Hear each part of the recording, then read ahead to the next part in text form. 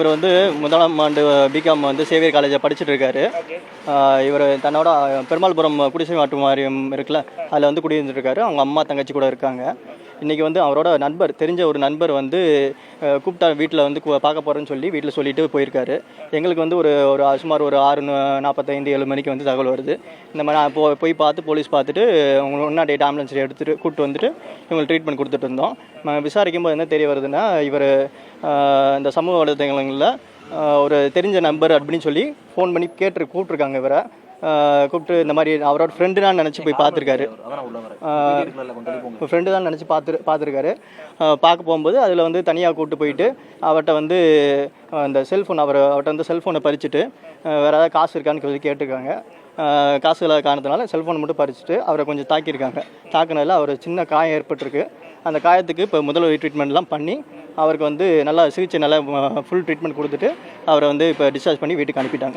ஏற்கனவே இவர் காவல்துறையோட கண்காணிப்பில் இருக்கார். ஏற்கனவே இவர் மீது ஒரு கொலைவெறி தாக்குதல் நடத்தப்பட்டிருக்காங்க. திரும்பவும் இதே மாதிரி ஒரு போலீஸ் துறையில் ஒரு கேர்லெஸ்ஸாக சொல்கிறது நம்ம எப்படி சார் பார்க்க முடியும்? அதாவது அவரோட தன் விருப்ப பேர்லாம் போயிருக்காரு. போலீஸ் பாதுகாப்பு இருந்ததில் அவர் நான் தன்னிச்சையாக தான் வந்து நான் வந்து போகிறேன், போய் ஃப்ரெண்டை பார்த்து வரேன்னு சொல்லி அவரோட அம்மாட்டையும் சொல்லிட்டு போலீஸ்ட்டையும் சொல்லிட்டு தான் போகிறாரு. நாங்கள் போலீஸ் அறிவுறுத்தையும் வேண்டாமா போக வேண்டாம்னு சொல்லி இல்லை, ஃப்ரெண்டு தான், நான் போய் பார்த்துட்டு வந்துடுறேன்னு சொல்லி அவர் இல்லை. அந்த மாதிரி இப்போ வரைக்கும் விசாரணை இல்லை, முதற்கட்ட விசாரணையில் அந்த மாதிரி எந்த தகவலும் இல்லை.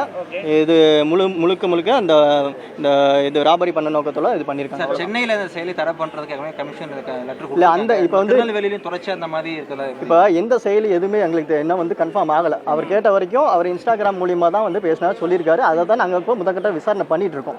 எந்த செயலி அதெல்லாம் செயலி வந்து அவர் எதுவும் சொல்லலை.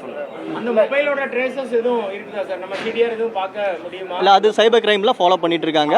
அதுக்கு நாங்கள் ரெக்வஸ்ட் கொடுத்துருக்கோம், சிடிஆர் ரெக்வஸ்ட் கொடுத்துருக்கோம். அதே மாதிரி வந்து மற்ற டீட்டெயில்ஸ் எல்லாமே கலெக்ட் பண்ணிட்டு இருக்கோம். இப்போ இன்வெஸ்டிகேஷன் போயிட்டு இருக்கனால எதுவுமே வந்து டீட்டெயிலாக சொல்ல முடியாது. சொன்னேன்னா அவங்க குற்றவாளிகளுக்கு தெரிய வாய்ப்பு இருக்குது. கரெக்டாக எஸ்ஓசி வந்து பார்த்தீங்கன்னா நம்ம பிஎஸ்எஸ் தேட்டர் பேக் சைடில் வந்து வசந்தம் காலனின்னு இருக்குது. அது கொஞ்சம் இருட்டான பகுதி. வசந்தம் நகர் கொஞ்சம் இருட்டான பகுதி. அது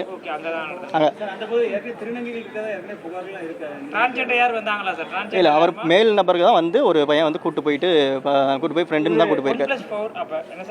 இல்லை, 1+ இப்போதைக்கு விசாரணையில் 1+3 தெரிய வருது. இவரே சொந்த வண்டியில் அவராக தான் கிளம்பி போகிறாரு. 2 வீலரில் ரெட்டியார்பட்டியில் வீட்டிலேருந்து கிளம்பி அங்கே சயின்ஸ் சென்டர் வழியாக போய் அவர் டைரக்ஷன் சொல்கிறாரு. இன்னொருத்தர் வந்து நபர் ஃப்ரெண்டுன்னு பேசுகிற நபர் டைரக்ஷன் சொல்கிறாரு. சொல்ல அவரே போயிட்டு தன்னிச்சு அவரே வண்டியை நிப்பாட்டிட்டு அவர் தான் இறங்கி போயிருக்காரு.